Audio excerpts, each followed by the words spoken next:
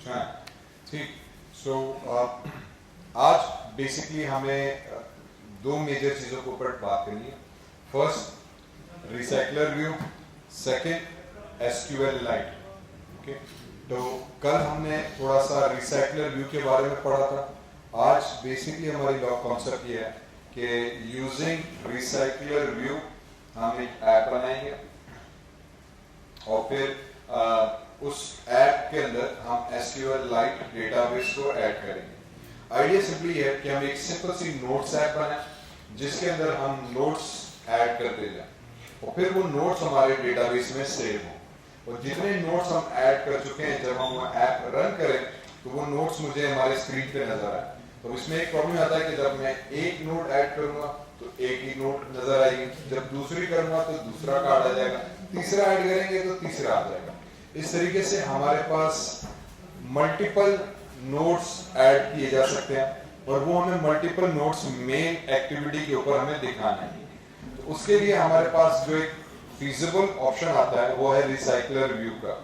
Recycler view का यही काम है कि वो आपके कंटेंट की बेस पे कि जितने नंबर ऑफ कंटेंट होंगे उतनी ही डायनामिक ये लिस्ट बना के हमें दे देगा।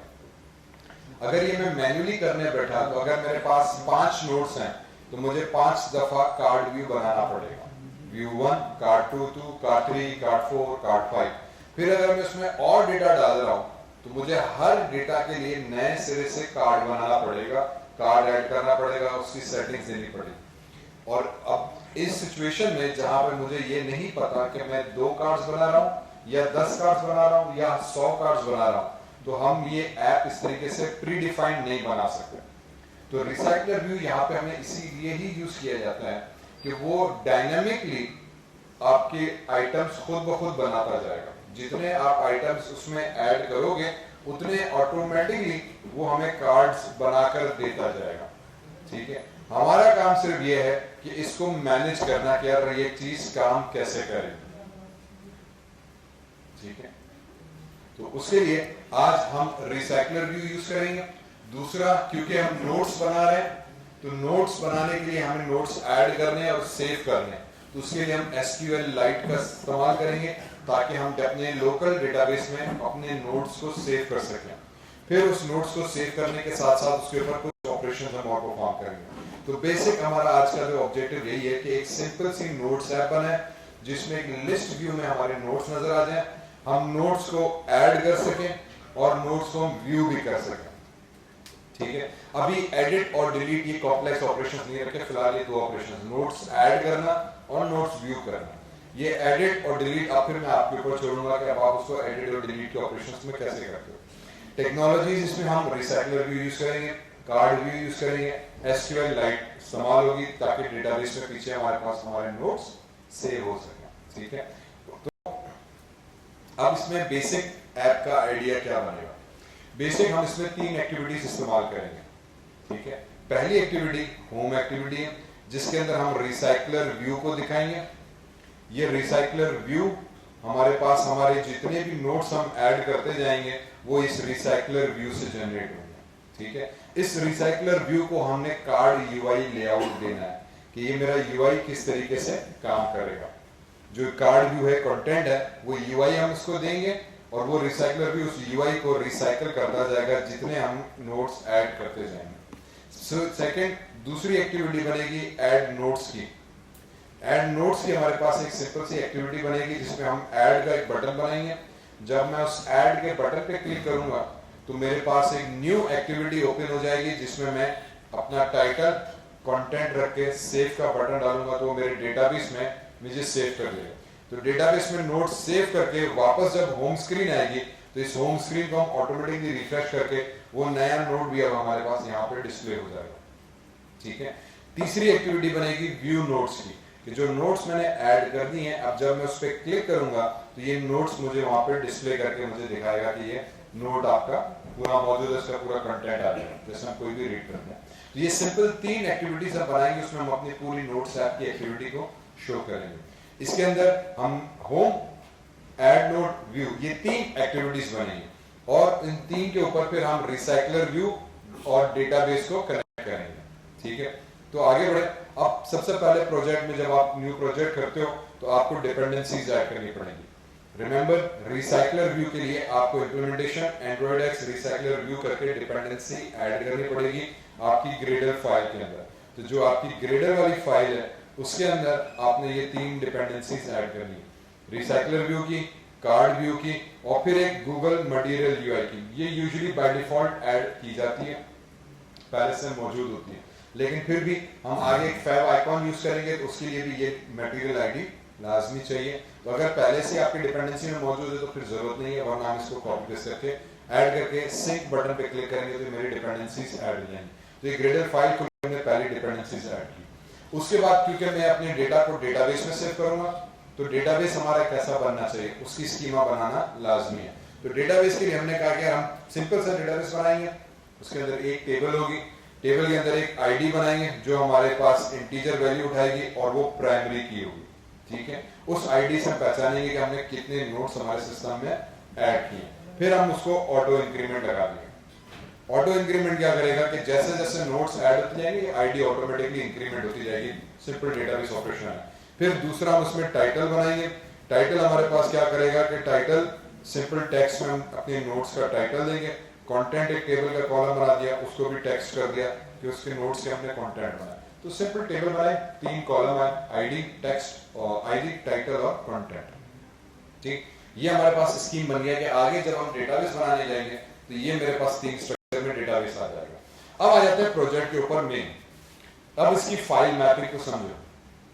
इस प्रोजेक्ट में क्योंकि मैंने पहले कहा था कि हमें नोट्स सेव करने हैं और फिर 3 एक्टिविटीज बनेगी, होम की, ऐड नोड की, व्यू नोड की। लेकिन इसके अलावा भी अब कुछ और फाइलें हमें बनानी पड़ेंगी।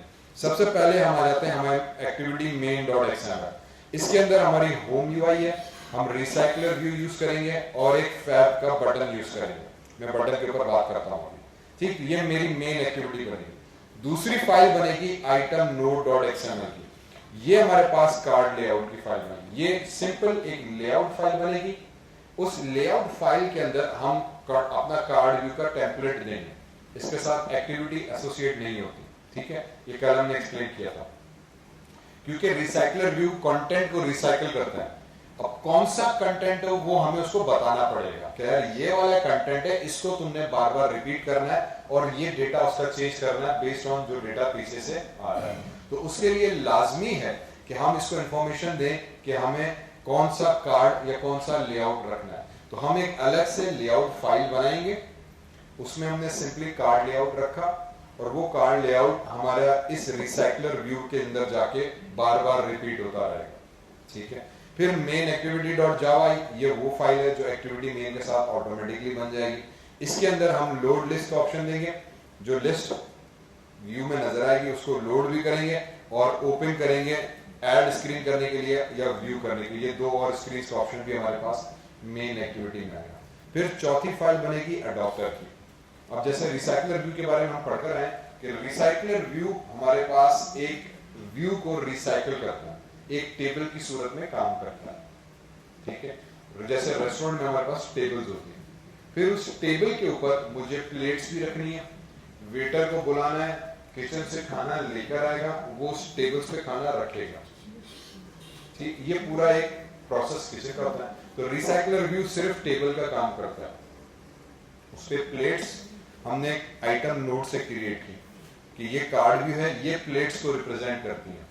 अब हमें एक बंदा चाहिए जो किचन से खाना उठाए और लाके हमारी टेबल की उन प्लेट्स के ऊपर खाना रखे। उसके लिए हमें अडॉप्टर क्लास की जरूरत पड़ती है। तो नोट अडॉप्टर करके हम एक और फाइल बनाएंगे जो एक्चुअली इस रिसाइकल वाले प्रोसेस को मैनेज करेगा। इसका काम होगा कि किचन से डेटा उठा के आके टेबल पे सेट करे। तो इस अडॉप्टर का काम होगा कि डेटाबेस में से जो डेटा आ रहा है उसको उठाए, कार्ड व्यू में क्रिएट करके कार्ड व्यू में वो डेटा डालकर रिसाइकलर को दे ताकि वो उसको रिपीट कर सके। तो एक्चुअल में जो सारा काम है वो ये अडॉप्टर क्लास करती है हमारे पास। इसी तरीके से फिर हम एक और क्लास बनाएंगे नोट.जावा की। ये एक सिंपल जावा की क्लास बनेगी, इसको हम मॉडल क्लास कहते हैं। कोर जावा के अंदर हम इसको बीन क्लास भी कहते हैं या wrapper class, data wrapper class भी कहा जाता है। सिंपल बीइंग क्लास का मतलब ये कि ये हमने अपना डेटा स्ट्रक्चर बनाया है कि जो मेरे पास नोट्स आएंगे उसको मैं किस तरीके से सिस्टम में हैंडल करूँ, क्योंकि नोट्स आएंगे तो उसकी आईडी भी होगी, उसका टाइटल भी होगा, उसका कंटेंट भी होगा। तो हम जावा की एक रैपर क्लास बना दी, एक मॉडल क्लास बना दी जिसके तहत मैं डेटा को प्रोसेस कर सकूंगा। ठीक है, इसी तरह डेटा हेल्पर क्लास बनेगी। एक हेल्पर क्लास अब ये क्या करेगी, ये डेटाबेस हेल्पर क्लास है, इसका काम होगा एसक्यूएल लाइट को हैंडल करना। अब जो एसक्यूएल से बात करने के लिए हमने ये हेल्पर क्लास बनाई, इस क्लास का काम होगा कि डेटाबेस क्रिएट करें, उसमें टेबल क्रिएट करें, उसमें फंक्शन बनाएंगे कि डेटाबेस में डेटा राइट करना है, इसमें फंक्शन बनाएंगे कि डेटाबेस में से डेटा रीड करके लेकर आना है, इसमें फंक्शन बनाएंगे कि कितना डेटा मौजूद है वो टोटल नंबर ऑफ रोज मुझे रिटर्न करो।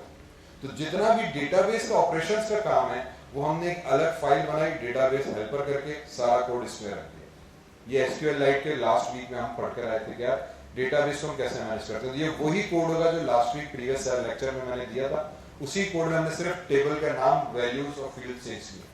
ठीक है, फिर फाइनली ऐड नोड एक्टिविटी और व्यू नोड एक्टिविटी, ये दो और एक्टिविटी क्लासेस बनेंगे, इन दोनों की एक्सएमएल फाइल्स बनेंगी। तो इस एक छोटे से प्रोजेक्ट में जहां पे मुझे सिर्फ नोट्स दिखाना है, ऑलरेडी 8 से 10 फाइल्स हम पे बनाएंगे, उन 8 से 10 फाइलों पे काम होगा।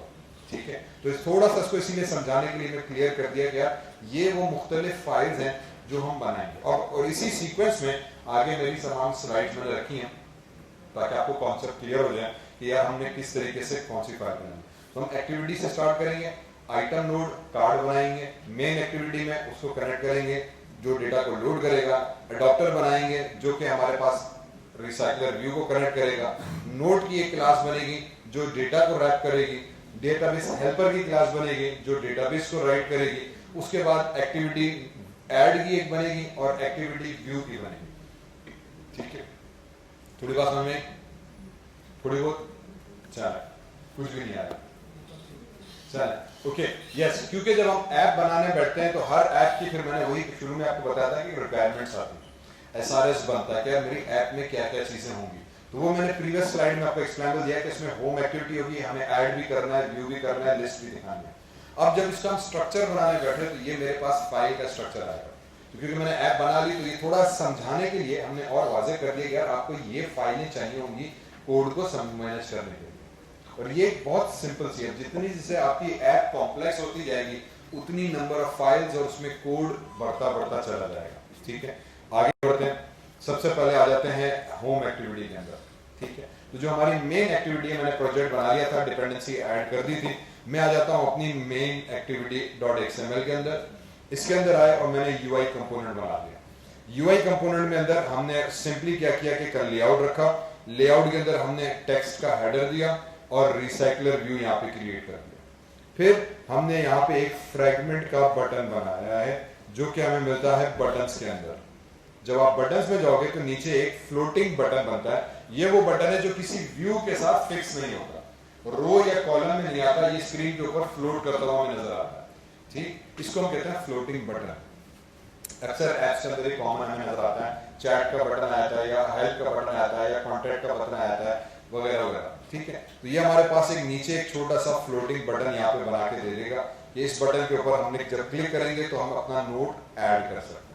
ओके, इसीलिए यहाँ पे हमने एक कोऑर्डिनेटर लेआउट बना दिया, क्योंकि लीनियर लेआउट में हर चीज लीनियरली उसकी रो में जाती है। क्योंकि मुझे फ्लोटिंग बनाना है तो अब हमने एक लेआउट चेंज करके कोऑर्डिनेटर लेआउट कर दिया। वो भी लेआउट की तरह से होता है, सेम तरीके से, पर अब इसमें हम फ्लोटिंग बटन जब रखते हैं तो उसके लिए चीज ज्यादा आसान हो जाती है। ठीक, तो ये सिंपल सा हमने यूआई बना दी। इसके अंदर ये 3 मेन कंपोनेंट्स आ गए, लेआउट बनाया, टेक्स्ट व्यू रखा, recycler view drag and drop किया और फिर फ्लोटिंग बटन यहाँ से ड्रैग एंड ड्रॉप करके रखा। 3 कंपोनेंट्स हमने बना दिए। ठीक है, अब आ जाते हैं नेक्स्ट पे। अब मुझे क्या करना है, अब हमें इसके अंदर बेसिकली अपना कार्ड लेआउट ऐड करना है। ठीक है, अब हमें कार्ड लेआउट वाली फाइल क्रिएट करनी है, जो व्यू आई, जो कार्ड बार बार रिपीट होगा, वो कंपोनेंट जो रिसाइकल होगा, जो बार बार रिपीट हो रहा है। तो अब वो कार्ड व्यू बनाने के लिए हम आ जाएंगे हमारे रिसोर्स फोल्डर के अंदर, यहाँ पे राइट क्लिक किया, न्यू में गए, न्यू से XML में गए और लेआउट फाइल उठाए। ठीक, इससे पहले हम न्यू एक्टिविटीज बनाते हैं। इससे पहले हम यहाँ पे जाते थे कि यार नई एक्टिविटी बनाओ। अब की बार आप एक्टिविटी नहीं बना रहे, क्योंकि एक्टिविटी का मतलब ये कि एक ऐसा लेआउट जो पूरी स्क्रीन पर आएगा और उसके साथ उसका बैकएंड की जावा की फाइल भी होगी। यहाँ पे मैं पूरी स्क्रीन की एक्टिविटी नहीं बना रहा, मैं सिर्फ उसका एक कंपोनेंट बना रहा हूँ जो कि मेन स्क्रीन के अंदर एम्बेड होगा और वो रिसाइकल होकर बार बार रिपीट होता रहेगा। तो उसके लिए एंड्रॉइड ने हमें कहा है कि यार आप एक्टिविटी ना बनाओ, आप आ जाओ अपने रिसोर्स फोल्डर पे, उस पर राइट क्लिक करो, आप चले जाओ न्यू में, नीचे XML है, XML के अंदर एक लेआउट फाइल है, आप इस पर क्लिक करो। जब आप लेआउट फाइल पे क्लिक करोगे तो आपसे पूछेगा कि यार न्यू लेआउट का मुझे ऑप्शन बताओ। हमने कह दिया ठीक है, हमने उस पर नाम दे दिया आइटम नोट करके, XML फाइल बना दी। हमने आइटम नोट करके नाम लिखा, नेक्स्ट क्लिक किया तो आपके पास एक नॉर्मल UI की विंडो ओपन हो जाएगी। ठीक है, इसके अंदर हमने सिंपली उसके जो प्रीवियस लेआउट से डिलीट करके मैंने कार्ड व्यू उठाया, ड्रैग एंड ड्रॉप करके कार्ड व्यू रखा, लीनियर लेआउट लगाया और उसके अंदर हमने एक टेक्स्ट फील्ड और एक आइकॉन रख दिया। एक सिंपल सा हमने लेआउट इसके अंदर क्रिएट कर दिया। दिस मींस कि अब मेरे इस UI के अंदर I have a very simple component, simple एक कार्ड व्यू बनाया, ये हमारे पास कार्ड व्यू आ गया, इस कार्ड व्यू के अंदर टेक्स्ट आ गया और बटन आ गया। क्योंकि दो कॉलम्स आ रहे हैं तो मैंने इसके अंदर लीनियर लेआउट लगा के दो कॉलम्स बना दिए। ये कार्ड व्यू हम पहले भी डिस्कस मल्टीपल टाइम्स कर चुके हैं, should not be a problem with that. इसके कार्ड व्यू के लिए हमें पता है कि हमें कार्ड एलिवेशन देनी पड़ती है, कॉर्नर रेडियस देना पड़ता है और हमें इसकी फिर पैडिंग देनी पड़ती है। ये तीन प्रॉपर्टीज हमें कार्ड व्यू के लिए सेट करना लाजमी है, कॉर्नर का रेडियस, एलिवेशन और फिर अंदर के कंपोनेंट्स की पैडिंग। तो वो तीन प्रॉपर्टीज हम सेट करेंगे, मेरे पास सिंपल सा एक कार्ड व्यू यहाँ पे बनकर आ जाएगा। ये कार्ड व्यू अब क्या होगा, ये वो रिसाइकलेबल कंपोनेंट होगा जो मेरा रिसाइकल व्यू उठाएगा और इसको बार बार रेंडर करेगा। ये एक्टिविटी नहीं हुई, ये सिंपली एक लेआउट हुआ, इसको हम सिंपल लेआउट कहते हैं। ये एक सिंपल सा लेआउट है, वो कार्ड है जो अब मेरे पास बार बार रिपीट हो रहा होगा।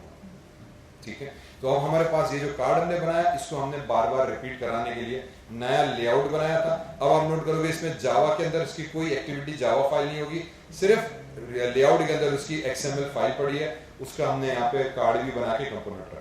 अच्छा, कार्ड व्यू जब हमें पता है कि कोई भी हम एक्टिविटी बनाते हैं तो डिफॉल्ट में लीनियर लेआउट लगा होता है या कंस्ट्रेंट लेआउट लगा होता है, तो हमने वो कंस्ट्रेंट लेआउट को डिलीट किया, यहाँ पे गए card view drag and drop किया, क्योंकि मुझे लेआउट और नहीं, मैं डायरेक्टली कार्ड व्यू करता हूँ। लेकिन आप यहाँ पे कोई भी लेआउट किसी भी तरह से बना सकते हो, जो आप बनाओगे वही चीज यहाँ पे रिपीट होगी। तो एक्चुअली आपके ऊपर है आप उसको किस तरीके से सेट कर रहे हो। तो मैंने सिंपली क्या किया कि इसका जो प्रीवियस लीनियर लेआउट था उसको डिलीट किया, डायरेक्ट कार्ड उठाया, ड्रैग एंड ड्रॉप करके कार्ड रखा, कार्ड व्यू के अंदर फिर लीनियर लेआउट लगाया और उसके अंदर पहले कॉलम में टेक्स्ट आ गया, दूसरे कॉलम में यहाँ पे आइकॉन आ गया। ये दो चीजें हमारे पास यहाँ पे ऐड हो गई।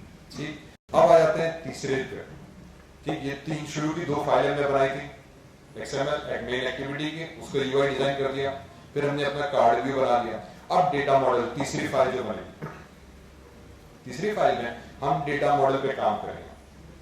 डेटा मॉडल क्या करता है, सिर्फ डेटा को इनकैप्सुलेट करने के लिए एक हमने डेटा स्ट्रक्चर बनाया।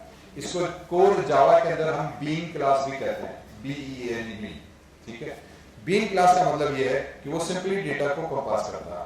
इसको बनाने के लिए क्या करेंगे, आप सिंपली आ जाओ फाइल में या जावा वाला जो फोल्डर था उस पर राइट क्लिक किया, न्यू में गए और जावा क्लास पे क्लिक किया।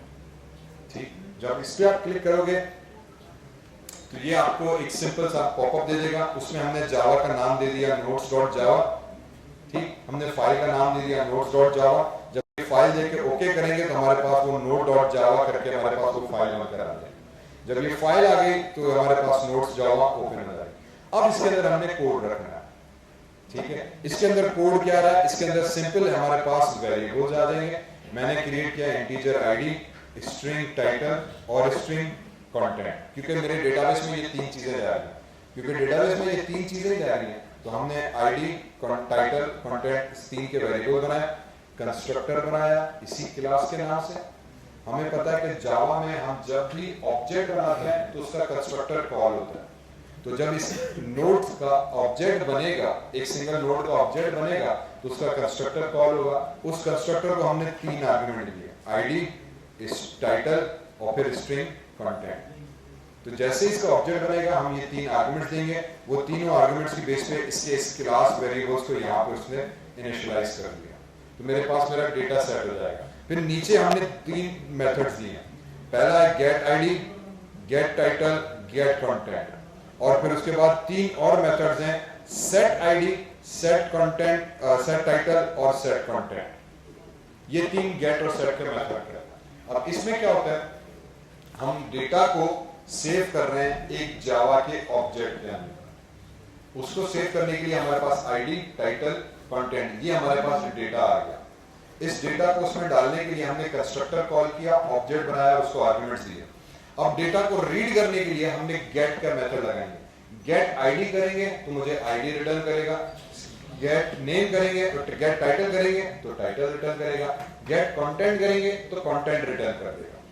इसी तरीके से जब डेटा को मुझे सेट करना है, अपडेट करना है, तो हम सेट के मेथड कॉल करेंगे। सेट आईडी करेंगे तो आईडी से अपडेट कर देगा, सेट टाइटल करेंगे तो टाइटल अपडेट कर देगा, सेट कंटेंट करेंगे तो कंटेंट अपडेट कर देगा। ये मेथड हमने उसमें बनाए हुए हैं। इसका बेहतर व्यू थोड़ा सा उसमें स्क्रीनशॉट कोड छोटा गया था, यहाँ पे नजर आएगा। अब यहाँ भी वही चीज है, वही सेम कोड है, सिर्फ थोड़ा सा फॉन्ट बड़ा किया था। ठीक है, अब अगेन वही इंटीजर आईडी, टाइटल, कंटेंट बनाया, कंस्ट्रक्टर बनाया जिसको हम 3 आर्गुमेंट्स देंगे, आईडी, टाइटल, कंटेंट का।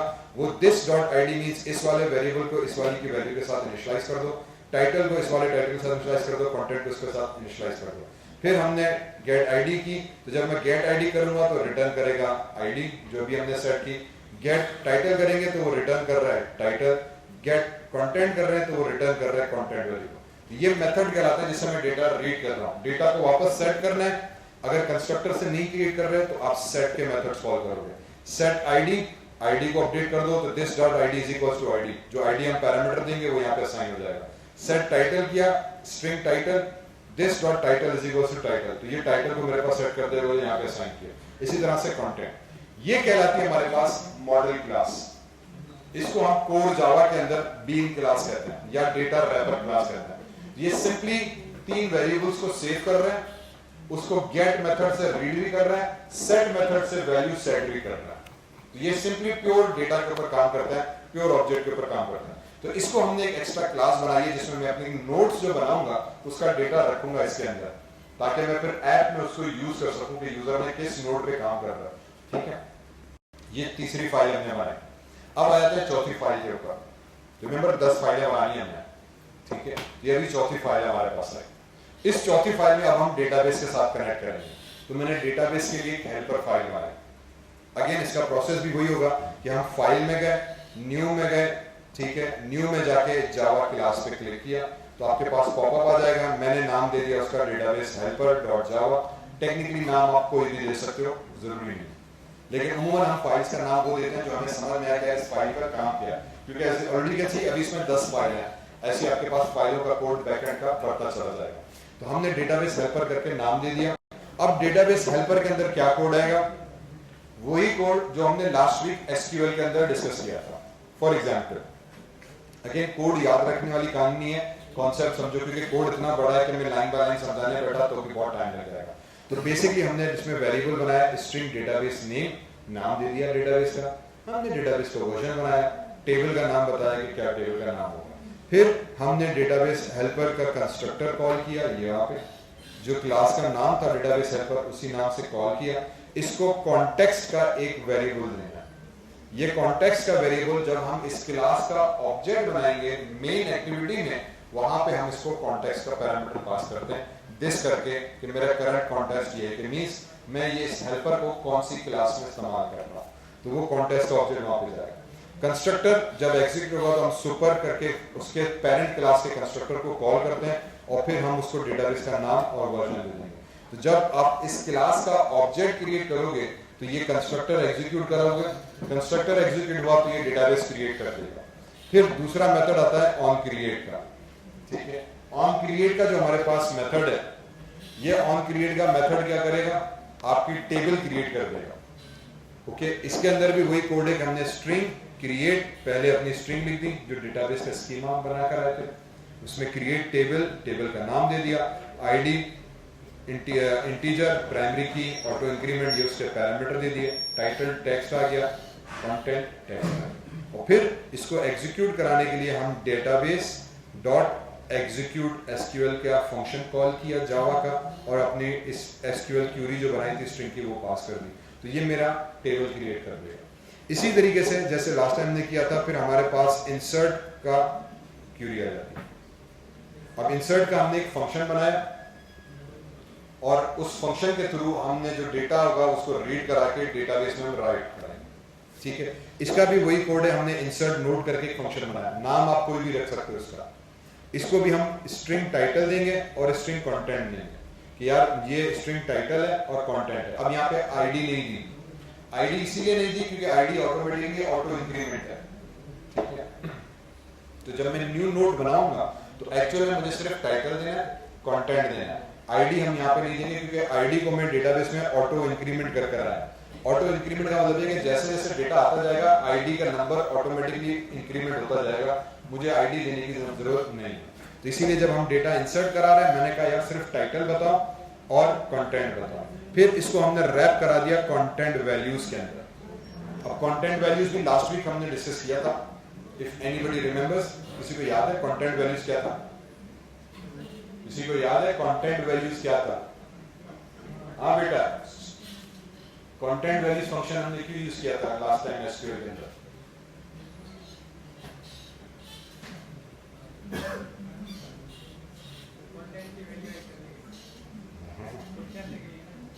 ठीक,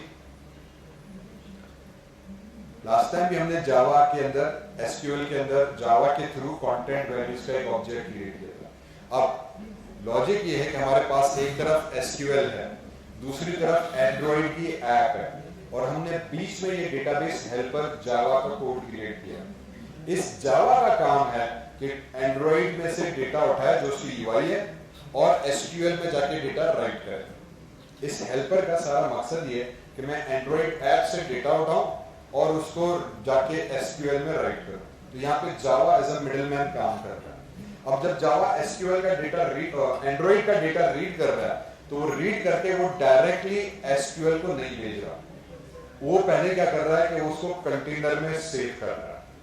ठीक, वो कह रहा है यार मैं पहले इसको एक कंटेनर में सेव करूं, एक डब्बे में डालूं, फिर वो पूरा डब्बा उठा के मैं एसक्यूएल को पास करूंगा।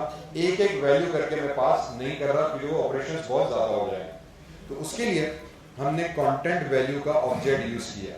It behaves as a container. ये एक डेटा स्ट्रक्चर है, जावा का बिल्ट इन, जावा के अंदर बनाया हुआ डेटा स्ट्रक्चर है जिसमें आप कंटेंट को पुट कर सेव करते हो। ठीक, तो कंटेंट वैल्यू हमारे पास एक जावा की क्लास का नाम है, जावा का क्लास है जो कि कंटेनर के तरह से काम करता है, जिसकी बैकएंड में एक डेटा स्ट्रक्चर है। डेटा को मैनेज करने का हमें पता है, डेटा स्ट्रक्चर एक कॉन्सेप्ट आता है, तो वो डेटा को मैनेज करता है। तो ये data content value behave like a container that is able to store data coming from your Android app, और वो हम कंटेनर में डालते जाएंगे। हो सकता है एंड्रॉइड से 10 डेटा हो, name, title, father name, surname, X, Y, Z, D, D, तो वो 10 की 10 वैल्यूज डायरेक्टली डेटाबेस में नहीं फेंकेगा, वो पहले 10 की 10 वैल्यूज रीड करेगा, इस कंटेंट वैल्यू वाले कंटेनर में डालेगा, कंटेंट वैल्यू वाले जो कंटेनर है वो उठा के फिर आखिर में जावा और एसक्यूएल को देगा कि ये रहा कंटेंट, इसको अब तुम राइट करो।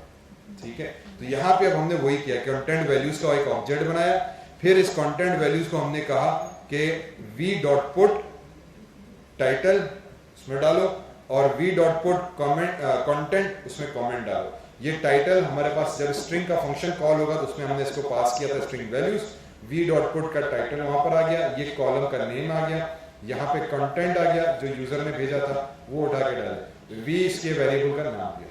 तो हमने पहले इस कंटेनर के अंदर डेटा डाला, फिर हमने उसको कहा कि डेटाबेस में जाओ, dot insert table notes, table का नाम दिया और फिर ये v वाला कंटेनर उसको भेज दिया कि यार ये रहा वो कंटेनर, इसके अंदर तमाम वैल्यूज पड़ी हैं, ये कंटेनर के वैल्यूज उठा के डेटाबेस में इंसर्ट कर दो।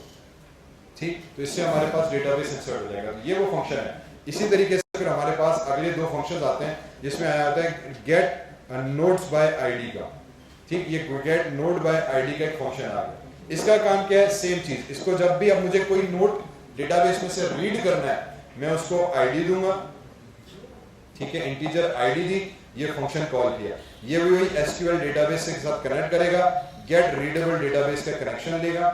यही कोड हमने इंसर्ट में भी रखा था, रीड में भी रखा। अब मैंने कर्सर का पैकेज यूज किया।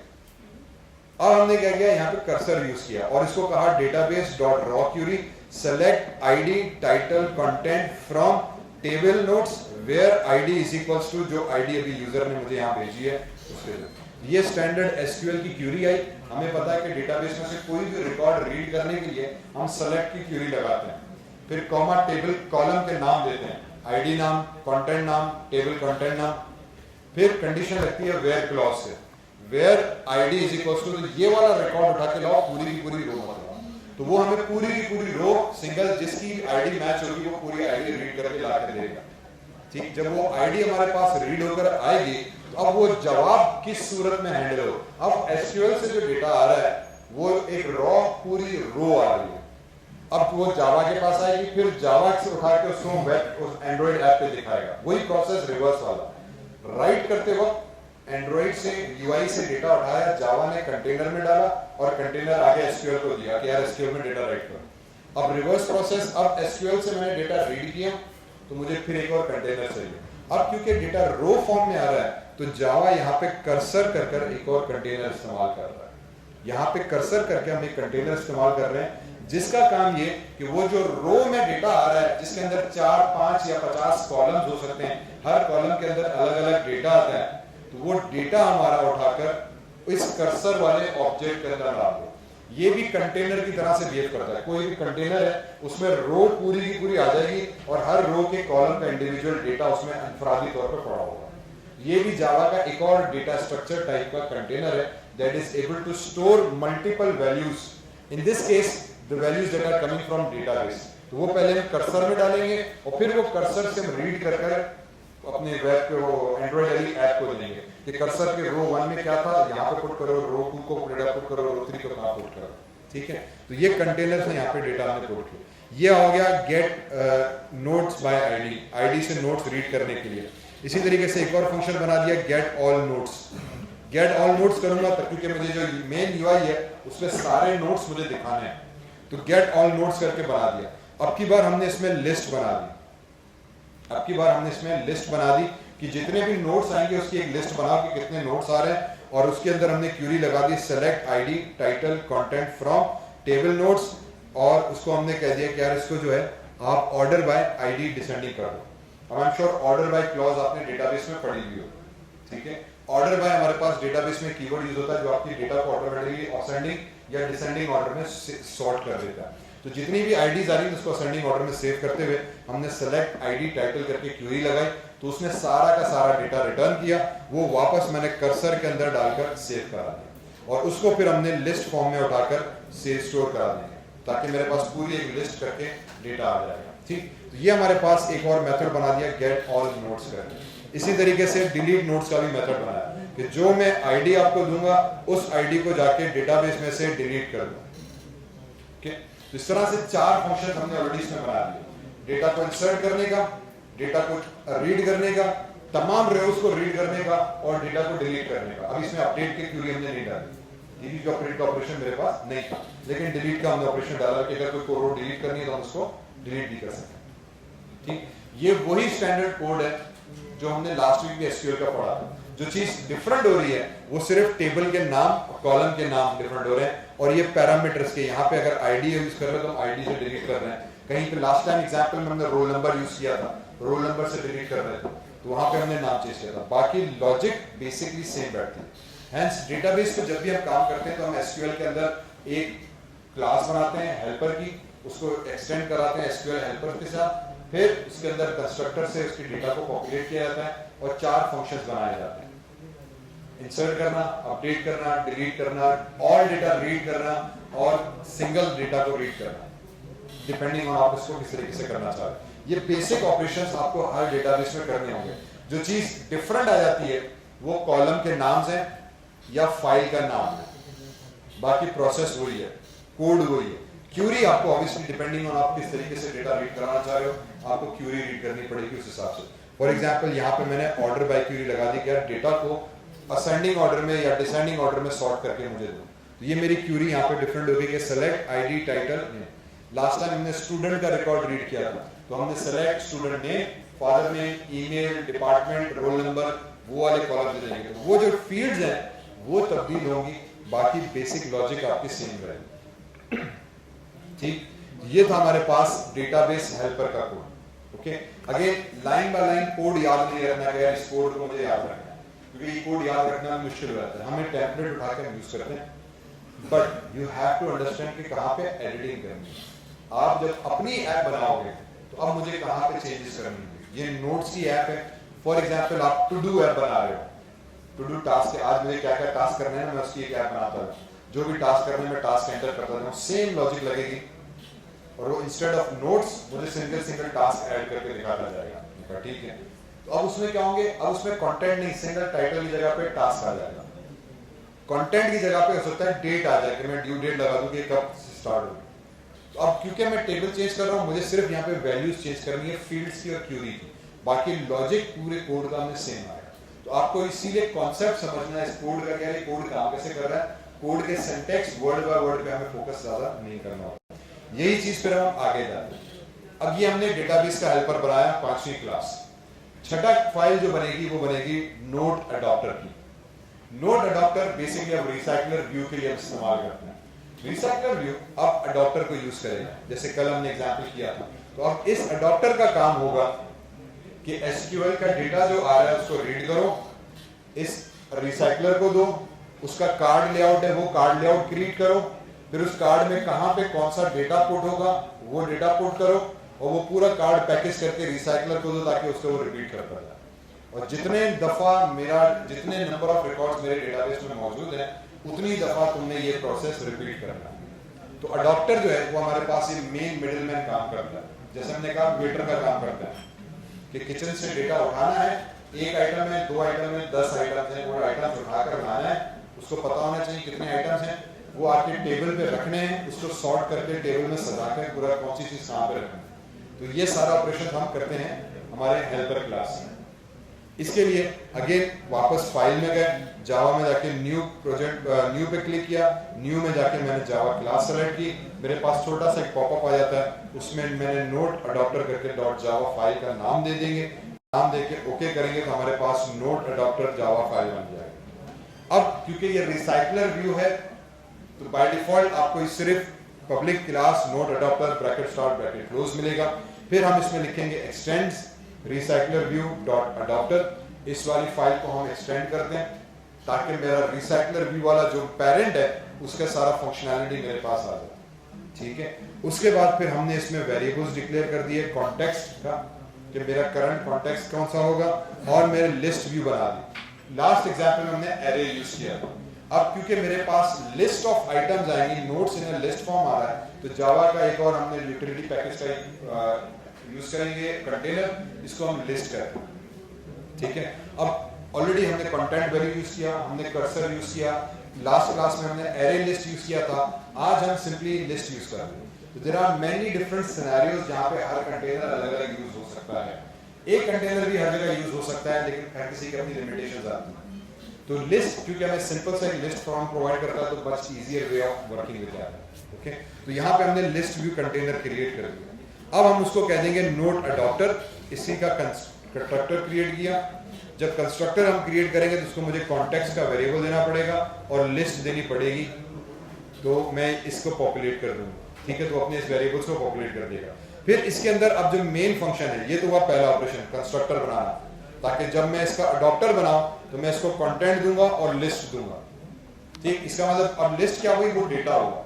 लिस्ट क्या होगी, वो डेटा होगा जो उसने फूड आइटम्स उठा के लाने हैं। तो जब आप हेल्पर वेटर को बुलाओगे, तो ये क्योंकि अडॉप्टर वेटर है, तो जब ये किचन में जाएगा तो उस किचन से बंदा उसको खाना हाथ में देगा और बताएगा कि किस टेबल का है। तो कॉन्टेक्स्ट का मतलब कौन सी टेबल है, और खाना मतलब आपका डेटा होगा। तो यहाँ पे कॉन्टेक्स्ट का मतलब आपकी टेबल मींस आपकी करंट जावा की फाइल कौन सी होगी, और जो लिस्ट आ रहा है ये वो आपका डेटा होगा, जो डेटा एक्चुअली हम एसक्यूएल से रीड करा के देंगे इसको। तो हम एसक्यूएल से गेट ऑल का फंक्शन यूज करके डेटा रीड कराएंगे और इस वाले अडॉप्टर को देंगे यार ये लो भाई डेटा जो तुम्हें पॉपुलेट करना। ठीक है, तो हमारे पास ये जो डेटा हमारे पास इस लिस्ट के पास यहां से आ जाएगा। उसके बाद हम आ जाते हैं दूसरा जो इसमें सबसे इंपॉर्टेंट फंक्शन है, वो है ऑन क्रिएट व्यू होल्डर का। ठीक, ये ऑन क्रिएट व्यू होल्डर हमारे पास क्या करेगा, जो अभी अभी हम यूआई बनाकर आए थे उस यूआई को क्रिएट कर देगा। r.layout.item note, ये वाला जो लाइन है इसमें सिर्फ ये इंपॉर्टेंट है। हो सकता है आपने फाइल का नाम कुछ और रखा हो, तो जो भी आपने अपने उस कार्ड व्यू का जो रिसाइकल होगा, जो भी हम बनाकर आए थे वो नाम रखा होगा, वही नाम आके आपने यहाँ पे देना है। बाकी इसका अपना ही डिफॉल्ट कोड है। ये कोड क्या करेगा ऑन क्रिएट व्यू होल्डर का, कि ये आपकी जो यूआई बनाई थी उसका पहला एक एलिमेंट बना के इस रिसाइकलर को दे देगा, यार ये वो यूआई है जो तुमने यूज करनी है। ठीक, तो वो यूआई क्योंकि हमने अलग से बनाई थी, अब उस यूआई को हम लिंक कर रहे हैं अपने रिसाइकलर व्यू के अंदर। तो ये ऑन क्रिएट का मेथड उस कार्ड व्यू को उठा के क्रिएट करके इस रिसाइकलर को दिया। फिर इसमें दूसरा मेथड आता है ऑन बाइंड व्यू का। ऑन बाइंड व्यू क्या करेगा कि अब उस कार्ड व्यू को रीड करके उस पे जो टेक्स्ट फील्ड है उस पे आपका डेटा सेट करेगा। तो यहाँ पे हमने इस लिस्ट जो हमने उठाई थी, देखो लिस्ट डॉट गेट आइटम, पहली पोजीशन पे जो आइटम है उसको रीड करो, और रीड करने के बाद उस टेक्स्ट फील्ड में जाके उसको सेट टेक्स्ट करके टेक्स्ट सेट कर दो। तो यहाँ पे दो फंक्शन इस्तेमाल हुए। पहला फंक्शन हमारा जो लिस्ट डॉट गेट पोजीशन, तो जो लिस्ट अभी हमने डेटा उठाया था उसमें पोजीशन में जो पहला आइटम है वो पहला आइटम रीड करो, और फिर सेट टेक्स्ट करके वो जो टाइटल था, जो कार्ड व्यू का टाइटल है, उस टाइटल पे सेट टेक्स्ट करके note dot gate title set कर दो। तो ये नोट डेटा बीन बना था, उसमें से टाइटल रीड करा के यानी टाइटल सेट कर। तो ये जो मेथड है इसका काम ये कि जो रिसाइकलर व्यू का कार्ड बनाया, अब कार्ड के अंदर डेटा रखो। पहला काम कार्ड बनाओ, कार्ड आ गया हमारे पास, अब उस कार्ड में डेटा रखना है। तो ये हमारे पास उसमें डेटा रख रहा है। अब डेटा क्योंकि लिस्ट फॉर्म में आ रहा है तो हमने लिस्ट में से डेटा रीड किया। डेटा क्योंकि लिस्ट में से आ रहा है तो हमने लिस्ट में से डेटा पहले रीड करके नोट में डाला, और फिर नोट डॉट गेट टेक्स्ट करके हमने कहा क्या अब उसका जो टाइप कंटेंट है वो रीड करो और उस टाइटल के ऊपर सेट टेक्स्ट के साथ सेट करो। ठीक, ये उसका हमारे पास मेजर सिंपल काम आ जाएगा। उसके बाद फिर हम इसके अंदर एक और फंक्शन बनाया हुआ है जो हम यूज करते हैं, वो है गेट आइटम काउंट का, कि चेक करो कि कितने इसमें आइटम्स हैं। आपकी जो लिस्ट आ रही है, जो एसक्यूएल का डेटा आ रहा है, उसमें से कितने आइटम्स हैं उसको लिस्ट करो। ठीक, ये स्टैंडर्ड अडॉप्टर का एक कोड है जो हम यूज कर रहे हैं। अब इसमें जो अगेन चीज आप चेंज करोगे वो आपका डेटा है, कि जो डेटा है वो कौन सा है, बाकी का कोड का स्ट्रक्चर सब चीज एज इट इज सेम रहती है। ठीक है, ये अडॉप्टर का हमारे पास फंक्शन बन जाता है। इसके अंदर तीन मेजर फंक्शंस, कल हमने डिटेल में इसको डिस्कस किया था। अगेन पहला फंक्शन था हमारे पास आइटम्स को, डेटा को रीड करना, लिस्ट आइटम्स को रीड किया। दूसरा ऑन क्रिएट का मेथड कॉल होता है ऑन क्रिएट होल्डर का, तो जो कार्ड व्यू था उस कार्ड व्यू को क्रिएट करो। तीसरा सेट बाइंड व्यू करो, तो जो कार्ड व्यू के अंदर डेटा डालना है, अब क्रिएट तो कर दिया, अब उसके अंदर डेटा डाल के सेट टेक्स्ट करके डेटा पुट करो। फिर चौथा गेट करो कि कितने आइटम्स हमने बनाए हैं। ठीक, इस तरीके से ये चार मेजर ऑपरेशन से अडॉप्टर काम कर रहा होता है कि डेटा उठाओ, से कार्ड बनाओ, कार्ड पे वो डेटा पुट करो और देखो कि और डेटा है कि नहीं, और डेटा तो दूसरा डेटा उठाओ और पुट करो। ये अडॉप्टर का बेसिक हमारे पास काम है। इसमें ये चार मेजर फंक्शंस हम हर अडॉप्टर में हर दफे आपको यही चार फंक्शंस यूज करने हैं। सिर्फ कंटेंट जो उसका होगा, टाइटल जो टेक्स्ट आ रहा है या जो वैल्यूज आ रही है वो वैल्यूज चेंज होंगी, बाकी फ्लो हमारे पास सेम बैठेगा। इसके बाद अब आते हैं वापस मेन एक्टिविटी के अंदर। मेन एक्टिविटी यहाँ पे समझो किचन का काम कर रही है। ठीक, अब इस किचन के अंदर से हमने डेटा उठा के अडॉप्टर को बुलाएंगे, अडॉप्टर को हम वो डेटा देंगे, वो अडॉप्टर डेटा जाके आपके डेटा उसमें टेबल पे सेट करेगा और फिर रिसाइकल करेगा, उसको रिसाइकलर व्यू को कॉल करेगा। तो उसके लिए हम सिंपली क्या करेंगे, सबसे पहले आ जाएंगे, हमने पब्लिक रिसाइकलर व्यू का ऑब्जेक्ट बनाया, डेटाबेस जो अडॉप्टर हमने बनाई थी नोट की उसको ऑब्जेक्ट बनाया, और डेटाबेस का ऑब्जेक्ट बनाया। तीनों फाइल्स का हमने ऑब्जेक्ट बना दिया। रिसाइकलर व्यू का हमने ऑब्जेक्ट बनाया, हमने अपना अडॉप्टर बनाया उसका ऑब्जेक्ट बनाया, और हमने जो हमारा डेटाबेस हेल्पर बनाई थी उसका ऑब्जेक्ट बनाया। फिर ऑन क्रिएट के मेथड के अंदर हमने database is equals to new database helper का ऑब्जेक्ट बनाया और इसको दिस का पैरामीटर पास कर दिया। दिस क्या हुआ, कॉन्टेक्स्ट। जो कॉन्टेक्स्ट हमने वहां पे उसको कंस्ट्रक्टर में दिया था कि जब मैं इस ऑब्जेक्ट बनाऊंगा अपनी हेल्पर का, उसको एक कॉन्टेक्स्ट का पैरामीटर चाहिए। ये पैरामीटर हमने यहाँ पे दिस करके प्रोवाइड करेंगे कि यार मैं करंट इस क्लास के लिए डेटाबेस को पुकार रहा हूँ, तो यहाँ पे हमने दिस को यूज किया।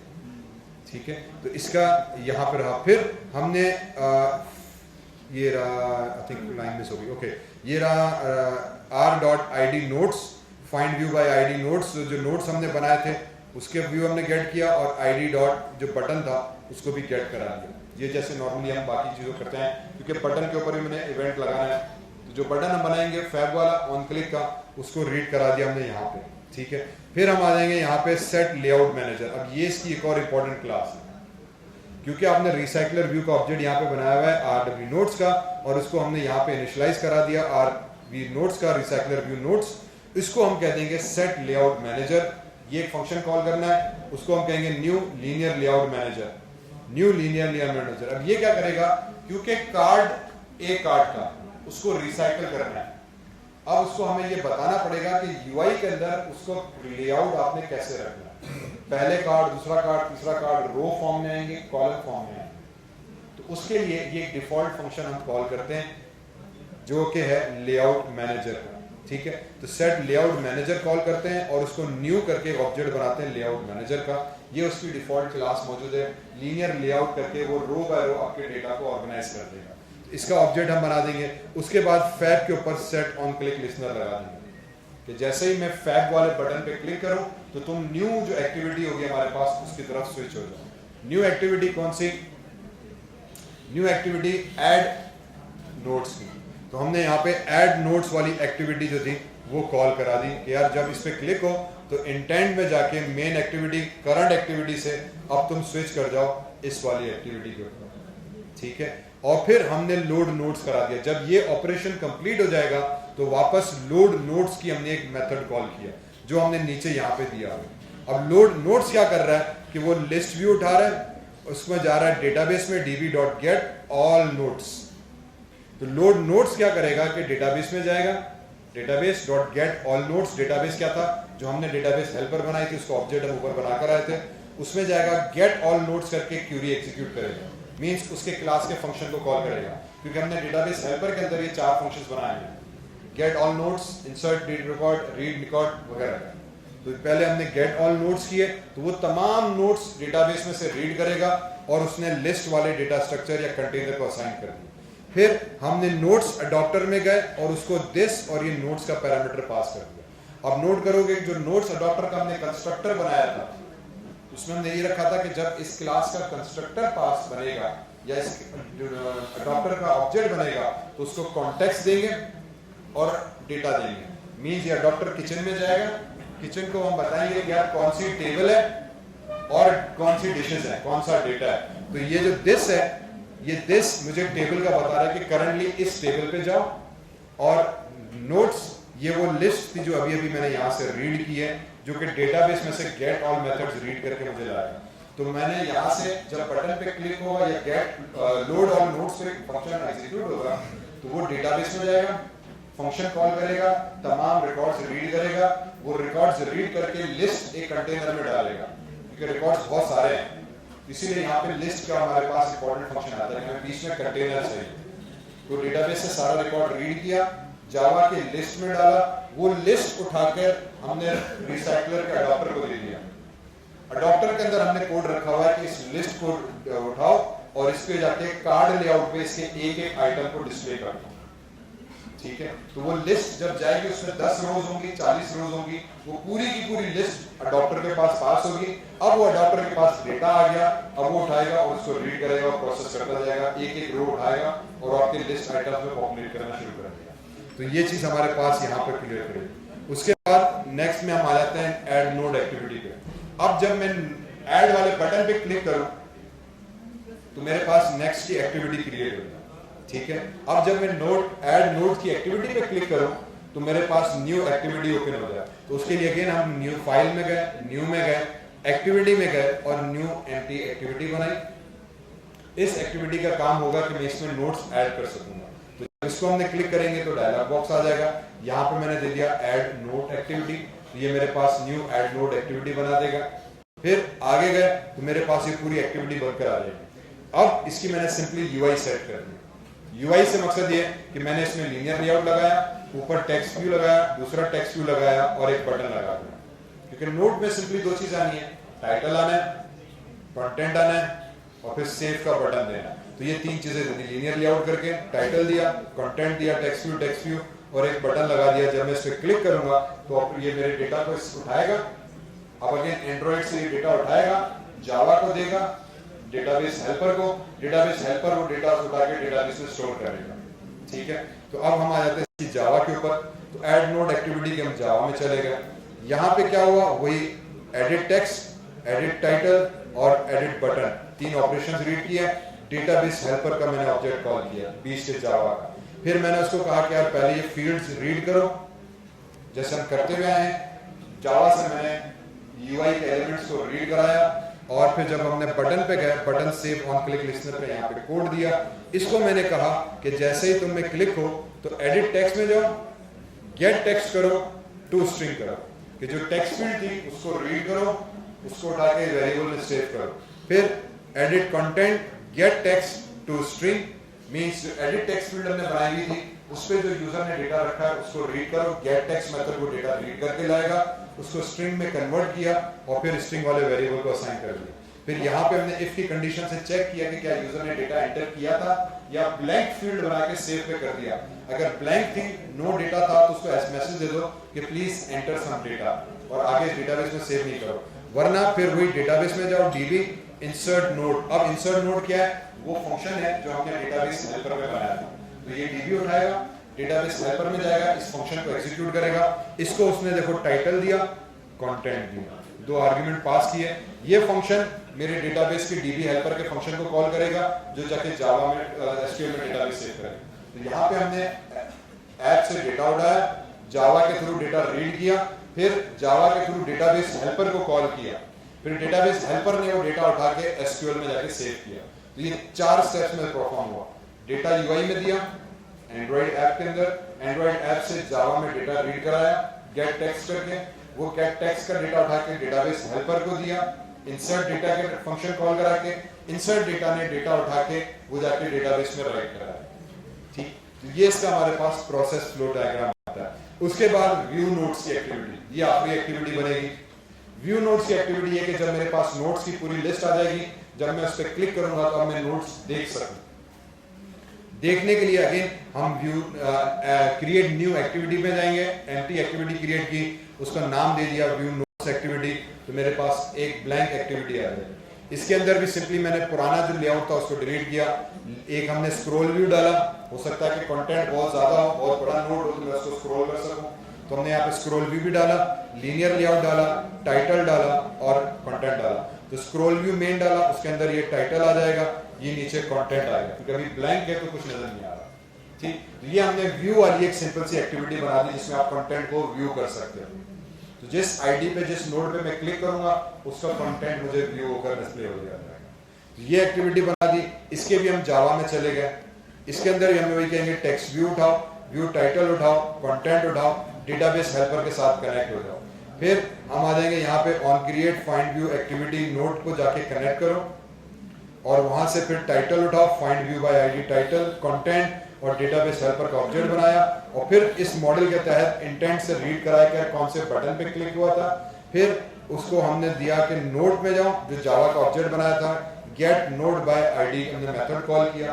तो जो नोड की आईडी हम उसको देंगे वो करंट नोड उठा के मुझे रीड करके लाके दे देगा। और वो फिर हमने सेट टेक्स्ट करके वो मेथड से हमने उसको पॉपुलेट कर दिया कि set text on title, set text on content, तो मेरे पास कंटेंट सेट करके रख देगा। इस तरीके से हमने कंटेंट को रीड करा के डेटाबेस में से जिस आईडी पे मैंने क्लिक किया उस आईडी से मैंने डेटाबेस में से फैच कराया गेट आइटम बाय आईडी करके और यहाँ पे आके हमने डिस्प्ले करा दिया। तो जब हम इसको फाइनल ऐप को रन करेंगे तो कुछ इस तरह का यूआई हमारे पास नजर आएगा। सबसे पहली स्क्रीन एम्प्टी, क्योंकि अभी कोई हमने ऐड नहीं किया। फिर नीचे एक छोटा सा बटन बना हुआ ये वाला, इस बटन का काम होगा ऐड एक्टिविटी। जब मैं इस पे क्लिक करूंगा तो ये वाला विंडो ओपन हो जाएगी, ऐड न्यू एक्टिविटी। इस पे हमने टाइटल दिया, कंटेंट दिया, सेव बटन पे क्लिक किया। जैसे ही सेव करेंगे तो ये एक्टिविटी ऑटोमेटिकली क्लोज होकर हमारे पास ये नई एक्टिविटी खोल देगी। इसमें अब आपको वो कार्ड व्यू नजर आ रहा है जो पहले यहाँ पे कार्ड नहीं था। तो ये मेरे पास मेरी एक्टिविटी का टाइटल, सामने आइकॉन रिपीट होगा। इस तरीके से अब जितनी दफा भी हम इस बटन के ऊपर क्लिक करेंगे ये वाला पेज ओपन होगा। हम इसमें कंटेंट डालते जाएंगे, अपने नोट्स डालते जाएंगे, सेव करते जाएंगे, वो नोट्स आपको यहाँ पे डिस्प्ले होने शुरू हो जाएंगे। Every time you add a new note उसका सेम कार्ड व्यू बनेगा और वो कार्ड व्यू का लेआउट यहाँ पे रिपीट होता जाएगा, रिपीट होता जाएगा, रिपीट होता जाएगा, रिपीट होता जाएगा। तो बेसिकली 3 एक्टिविटीज बनाई, लेकिन बैकएंड की लॉजिक इसकी थोड़ी सी कॉम्प्लेक्स है, जिसमें हमने डेटाबेस हेल्पर यूज किया, रिसाइकलर व्यू का अडॉप्टर यूज किया, एक नोड क्लास का मॉडल यूज किया जिसमें हम टेम्पररी डेटा को सेव करा रहे हैं, और फिर वेरियस डिफरेंट ऑपरेशन से नोड्स को रीड करके हम यहाँ पे शो करा रहे हैं, यहाँ से नोड्स को राइट करवा रहे हैं वापस डेटाबेस के अंदर। ठीक है, इसमें जो मेजर चीज हमारे पास फाइल आती है कि प्लीज नोट कि हमारे पास तकरीबन 8 से 10 के करीब फाइलें बनती हैं। ठीक है, वही जो मैंने शुरू में बताई थी कि ये फाइलें हम बनाएंगे और फिर एंड में आके बनाएंगे। डेटाबेस हेल्पर की अलग फाइल बनी, हमारे पास रिसाइकलर का अडॉप्टर अलग बना, नोट करके हमें मॉडल जावा का अलग बना, ये 3 एक्स्ट्रा फाइल यहाँ बनी। व्यू में जाके कार्ड व्यू का हमारे पास व्यू अलग बना। बाकी फिर मेन एक्टिविटी की 2 फाइलें, ऐड एक्टिविटी की 2 फाइलें, व्यू एक्टिविटी की 2 फाइलें, तो टोटल 10 फाइल्स हमारे पास यहाँ पे बनकर आ जाए। इसका जो मैं प्रोसेस बताऊं, अगर ये काम कैसे करेगा, क्या डेटाबेस में से हेल्पर में से फिर हमारे पास कंटेंट कैसे जा रहा है, तो उसमें सबसे पहले main activity creates your database helper. ठीक,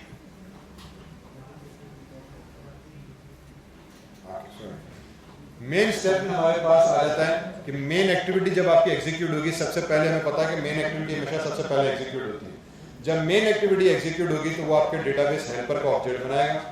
जब इसका ऑब्जेक्ट बनेगा तो सिस्टम में डेटाबेस हेल्पर का कंस्ट्रक्टर कॉल होगा, वो डेटाबेस क्रिएट कर देगा, ऑन क्रिएट का मेथड कॉल करके टेबल्स क्रिएट कर देगा, अभी डेटा इंसर्ट नहीं करेगा। फिर हम इसमें गेट ऑल नोट्स करेंगे, और इसमें हमने इफ की कंडीशन लगाई हुई थी कि अगर कोई नोट्स नहीं है तो वो 0 रिटर्न करेगा। तो हमारे पास जब पहली दफा ऐप रन हुई थी तो कोई भी नोट हमें नजर नहीं आया। फिर मेन एक्टिविटी के अंदर हमने जब बटन पे क्लिक करेंगे तो वो लिस्ट बना के टू नोट अडॉप्टर को भेजेगा। फिर अडॉप्टर जो है वो रिसाइकलर व्यू को कॉल करता है, जो कि हमें कहता है कि यार मेरे पास एक यूआई है कार्ड व्यू की, उस कार्ड व्यू को क्रिएट करो, फिर उसको बाइंड करो डेटा के साथ। फिर उस पर जब यूजर क्लिक करेगा तो adapter fires an intent to view node activity, फिर वो अडॉप्टर हमारे पास व्यू नोड एक्टिविटी को कॉल करता है। फिर व्यू नोड से जब हम नोड पे बैक पे करेंगे तो वापस नॉर्मल व्यू में हमारे पास आ जाता है। ये इसके बेसिक लॉजिकल स्टेप्स है या फ्लो है कि हमारे पास क्या ऑपरेशंस किस तरीके से हो रहे हैं। इसको हमने कुछ इस तरीके से डायग्राम भी रिप्रेजेंट किया हुआ है। ठीक, अगेन दोबारा से कि activity handles getting data from SQLite, adopter is not responsible for querying the database, it's only binds the data। adopter का काम डेटाबेस के साथ बात करना नहीं है, उसको डेटाबेस हेल्पर का काम। adopter यहाँ पे सिंपली आपकी डेटा जो डेटाबेस से आ रहा है वो रिसीव करेगा लिस्ट की फॉर्म में, कार्ड व्यू बनाएगा और उसमें वो डेटा बाइंड करेगा। ठीक है, इसका मेन होता है कि मेन एक्टिविटी से स्टार्ट होते हैं, फिर आपकी लिस्ट बनती है डेटाबेस अडॉप्टर से, रिसाइकलर व्यू आपकी उस यूआई को क्रिएट करता है, यूआई को बाइंड करता है, डेटा जो भी आया था उसको पॉपुलेट करेगा, यूजर उस व्यू को फिर बाद में अलग से देख भी सकता है और हमारे पास फंक्शन बनता है। ठीक है, इस तरीके से कंप्लीट एक यूआई का हमारे पास एक्टिविटी फ्लो बनता है। थोड़ा सा कॉम्प्लेक्स है, थोड़ा सा लंबा है, ठीक, आई अंडरस्टैंड दैट, लेकिन आपको बेसिक फ्लो और कॉन्सेप्ट समझाना है कि जब हम कोई भी ऐप बनाते हैं उसमें किस तरीके से हमारे पास एक्टिविटीज डायग्राम और फ्लो चार्ट चल रहा होता है। ये कॉन्सेप्ट्स ऐप बनाने के अगर समझ में आ जाते हैं तो फिर आगे काम करना निस्बतन आसान हो जाता है। ठीक, अभी इसमें सिर्फ 10 फाइलें इस्तेमाल हुई हैं, जैसे जैसे आप और कॉम्प्लेक्स ऐप बनाते जाओगे उसमें और बहुत सारी कॉम्प्लिकेशन आएंगी, तो उसका फ्लो समझना बहुत लाजमी है कि यार मैं किस फाइल्स को कहाँ पे इस्तेमाल कर रहा हूँ, कौन सा डेटा को किस फाइल में भेज रहा हूँ, वहां से कैसे प्रोसेस हो रहा है। क्योंकि इसमें 3 मेजर चीजें हो रही हैं। डेटाबेस में डेटा राइट भी हो रहा है, डेटाबेस में से डेटा रीड भी हो रहा है, रीड होके एडॉप्टर को दिया जा रहा है, एडॉप्टर उसमें से फिर एक और तीसरी फाइल को लोड कर रहा है कार्ड व्यू को, उसमें डेटा डाल के फिर उसको रिसाइकलर व्यू को दे रहा है जो उस कार्ड व्यू को बार बार रिपीट कर रहा है। तो ये 3 से 4 मेजर स्टेप्स हो रहे हैं, उसमें डेटा कंटिन्यूसली एक फाइल में से दूसरी में, दूसरी में से तीसरे में जा रहा है। तो ये लॉजिकली डायरेक्ट समझना थोड़ा सा मुश्किल जरूर है। मैंने कोशिश की कि डायग्राम और इंस्ट्रक्शंस और प्रोसेस थोड़ा दूं ताकि आपको बात थोड़ी समझ में आ सके कि यार इस तरह की एक्टिविटीज में हम काम कैसे करते हैं। ओके, तो इसके नोट्स, स्लाइड्स और ये जो सोर्स कोड है मैं आपके साथ शेयर कर दूंगा। ये पूरी ऐप का सोर्स कोड भी शेयर कर देंगे, ये स्लाइड भी शेयर कर देंगे ताकि आप इसको फॉलो कर सको। कोड में जाओगे तो आपको सारा कोड मिल जाएगा, that you can easily copy paste and implement app पर इसमें एक्सटेंड आप कर सको। अब इसमें 2 मेजर ऑपरेशंस रहे हुए हैं। फॉर एग्जांपल नोट डिलीट करने का, हालांकि हमने हेल्पर डेटाबेस हेल्पर में वो फंक्शन बनाया हुआ है, मैंने कॉल नहीं किया था, बहुत बड़ा ऑलरेडी कॉम्प्लेक्स हो गया था। तो डेटाबेस नोट को डिलीट करने का, नोट को एडिट करने का, ये 2 ऑपरेशन हैं। और ये अब आपका टास्क है कि मैं इसका सोर्स कोड आपको दे दूंगा। अब आपका टास्क होगा कि यार इसमें मैं डिलीट का और एडिट का फीचर डालूं। ठीक, अगर ये 2 फीचर भी डाल गया तो आपको समझ में आ जाएगा कि कहाँ पे कोड में मुझे क्या चीज इंसर्ट करनी है और उसको किस फंक्शन को मुझे कॉल करना है। फंक्शंस बने हुए हैं, आपको इंसर्ट करके बटन उस फंक्शंस को कॉल करा के उसको पैरामीटर देना है। पैरामीटर हमारा मेन आईडी है। हम आईडी के थ्रू डेटा को रीड करवा रहे हैं क्योंकि डेटाबेस में प्राइमरी की आईडी है। तो आईडी के थ्रू हम नोट्स को रीड करा रहे हैं, आईडी के थ्रू नोट्स को व्यू करा रहे हैं। तो अपडेट भी कराएंगे तो हम उस आईडी वाले डेटा को अपडेट कराएंगे, डिलीट भी हम उस आईडी वाली क्वेरी को डिलीट कराएंगे। ठीक है, ये आपका अगला टास्क होगा जो कि इंशाल्लाह फिर आपने नेक्स्ट वीक मुझे करके दिखाना। ठीक है, कोई क्वेश्चन, कोई कंफ्यूजन, कोई परेशानी, कोई तकलीफ, कोई चीज ऐसी जो पूछने लायक नहीं हो, सब कुछ